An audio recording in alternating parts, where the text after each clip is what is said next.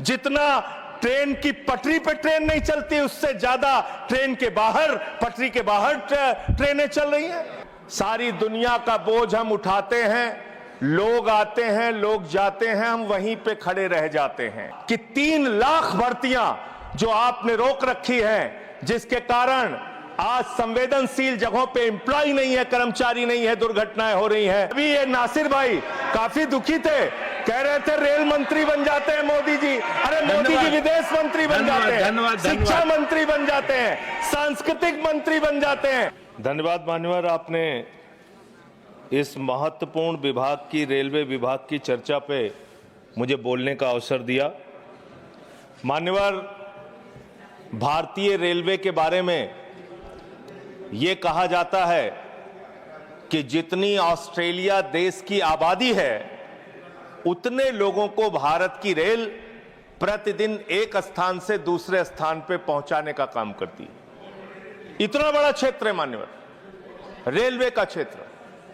हमारे साथियों ने भी कहा कि इसके लिए पहले अलग से बजट आता था, सबको इंतजार होता था, नई ट्रेनों की घोषणाएं होती थी, क्या क्या रेल के अंदर बदलाव किया जाता था, मंत्री जी बताते थे कितने कर्मचारी रखे जाएंगे, इसकी घोषणाएं होती थी, पूरे देश को इस बात का इंतजार होता था।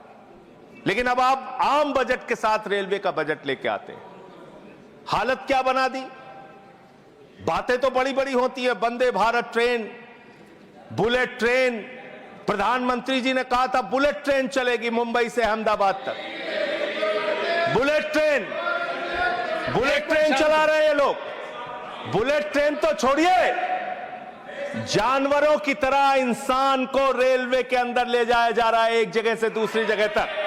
शर्म आती है, वो दृश्य देख के शर्म आता है मान्यवर। जब हमने देखा कुंभ के मेले के अंदर ट्रेन के डिब्बों को तोड़ने का दृश्य देखा, एसी डिब्बों को तोड़ तोड़ के लोग अंदर घुस रहे थे, जानवरों की तरह लोग एक जगह से दूसरी जगह तक जा रहे थे। आम इंसान की जिंदगी में सिर्फ मरना लिखा हुआ है। कभी रेलवे के ट्रैक पे मरना है, कभी एक ट्रैक पे 2 ट्रेनें चल रही हैं, टकराना है, एक्सीडेंट में मरना है, तो कभी दिल्ली के अंदर भगदड़ में लोगों की जान चली जाती है। आम इंसान की जिंदगी में मरना लिखा हुआ है। और रेलवे के कर्मचारी, गैंग्समैन मेरे पास आए थे मिलने के लिए। सर, उन लोगों का यह कहना था रेलवे ट्रैक पे काम करते हुए एक्सीडेंट हो जाता है, उसमें भी उनकी जान जाती है। यह हालत हो गई है रेलवे की आज। और रेलवे के बारे में सीएजी की एक बहुत गंभीर रिपोर्ट है। माननीय मंत्री जी यहां पे बैठे, और मैं दिल से कहना चाहता हूं, कोई यहां पे बैठे इसलिए नहीं कह रहा हूं, जब ये मंत्री बने पूरे देश को उम्मीद थी कि रेलवे के अंदर क्रांतिकारी बदलाव आएगा। यह उम्मीद थी कि एक तकनीक के जानकार, एक पढ़े लिखे, एक शिक्षित योग्य मंत्री बने देश के अंदर, वो बदलाव लेके आएंगे। लेकिन रोज एक्सीडेंट पे एक्सीडेंट। जितना ट्रेन की पटरी पे ट्रेन नहीं चलती, उससे ज्यादा ट्रेन के बाहर, पटरी के बाहर ट्रेनें चल रही हैं। यह अव्यवस्था का आलम है कि यहां भगदड़ से लोगों की मौत हो गई, मंत्री जी को पता तक नहीं था। इसका मतलब इनके कर्मचारी, इनके अधिकारी इनको बताते भी नहीं कि इतना बड़ा हादसा हो गया। इसी दिल्ली में लोगों की मौत हुई। सर, मैं सीएजी की रिपोर्ट एक आई रेलवे के बारे में, उसके बारे में अपनी बात कह के अपनी बात खत्म करूंगा। 2604 करोड़ रुपए, 2604 करोड़ रुपए की गड़बड़ी रेलवे में पकड़ी गई। और इस गड़बड़ी के अंदर 834 करोड़ की गड़बड़ी ऐसी है जिसको मेरे ख्याल से मंत्री जी भी सुनेंगे तो शर्म आएगी।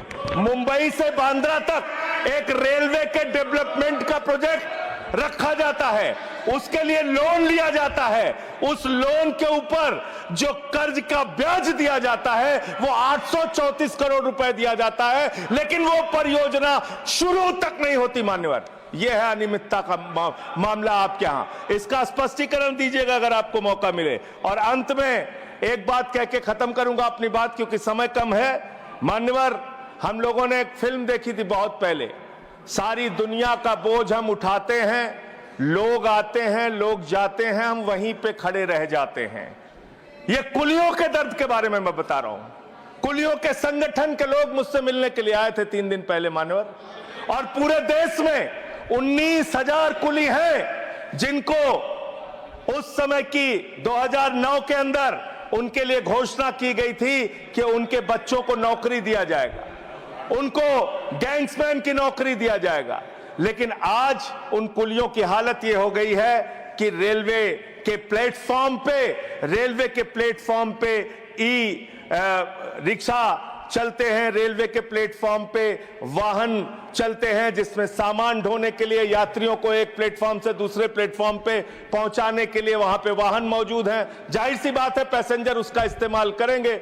इन कुलियों का दर्द कोई सुनने के लिए तैयार नहीं है। मैं आपके माध्यम से माननीय मंत्री जी से अनुरोध करूंगा कि जो लोग वर्षों से लोगों का बोझ उठा रहे हैं, उनके परिवार की चिंता कीजिए, उनकी गरीबी की चिंता कीजिए और कृपा करके ये 19,000 जो लोग हैं आज बेरोजगारी की कगार पे हैं, उनको कहीं समायोजित करने के लिए या उनके लिए कोई महीने की तनख्वाह की घोषणा, मदद की घोषणा सरकार की ओर से अपनी ओर से कीजिए।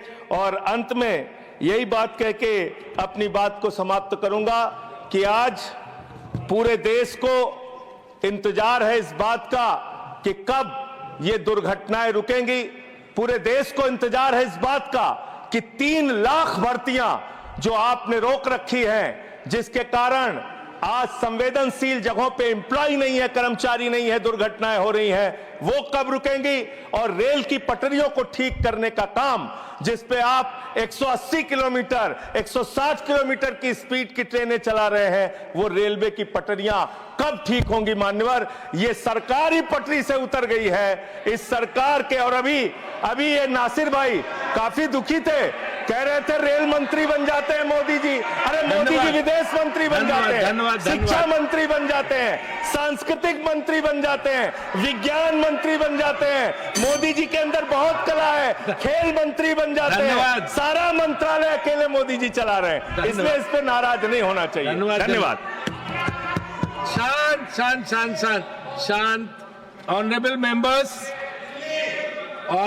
members, requests have been received from members to adjourn the discussion today due to Holi festival. Accordingly, considering the request of members, the further discussion and reply of the minister will continue on Monday. The House stands adjourned to meet at 11 a.m. on Monday, the 17th March 2025.